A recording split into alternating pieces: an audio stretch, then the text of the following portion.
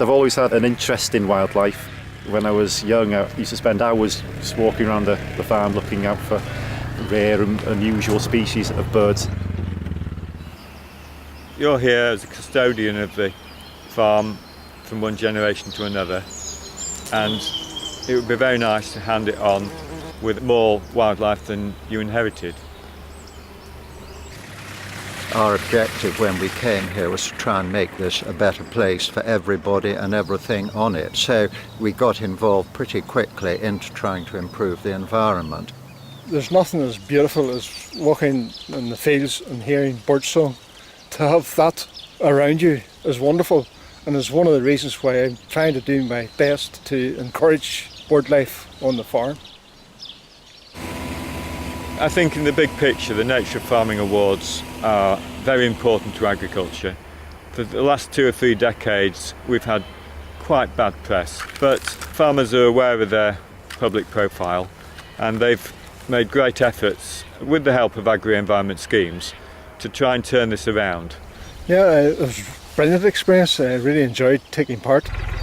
It seems to get out to the public that farmers do try to do something on their farms to help with wildlife and the environment. It's sort of highlighted to the wider farming community really how you can make changes and be more productive, profitable and benefit wildlife.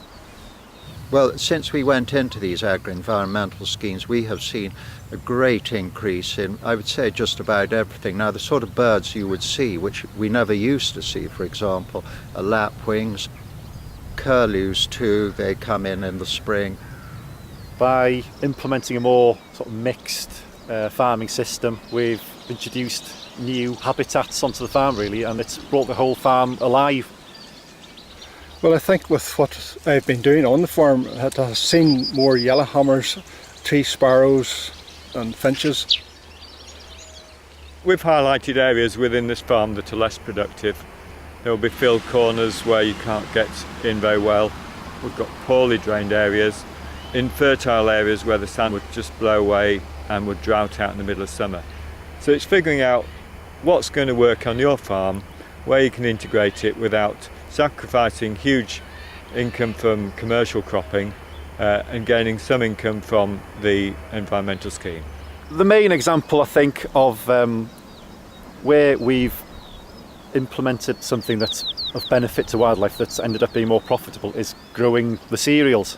We're saving thousands of pounds really on bought-in feed, a few £1,000 every year on bought-in bedding, and also the fact that we're leaving the stubble over winter. By spring, spilt grain has regerminated and it gives us a fresh bite to turn sheep and cattle onto in early spring. If you want to balance the wildlife side with farming, I do believe it's possible to do it, but you've got to be prepared to sacrifice certain amounts of land. But against that, the payment that you receive does compensate for firstly the loss of the land which you may be taking out of agricultural production.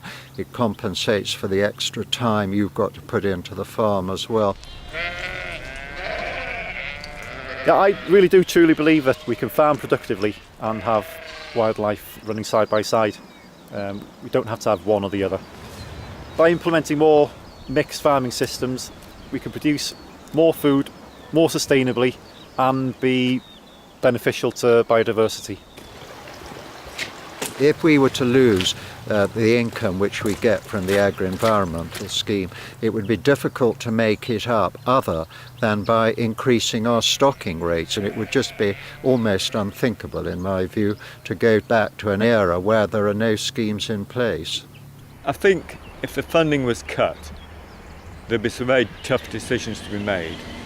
Some areas would revert back to normal agriculture because the land is my resource. This is how I make a living. I'm a farmer. All the good work that's been done over the last 10, 20 years, there's a real danger that all that good work's going to be undone. It's for the future generations that I would worry. My son is intending to come back to the farm, and I would like to think that something like this, those schemes would be there to help him and encourage him to continue as I am doing on the farm.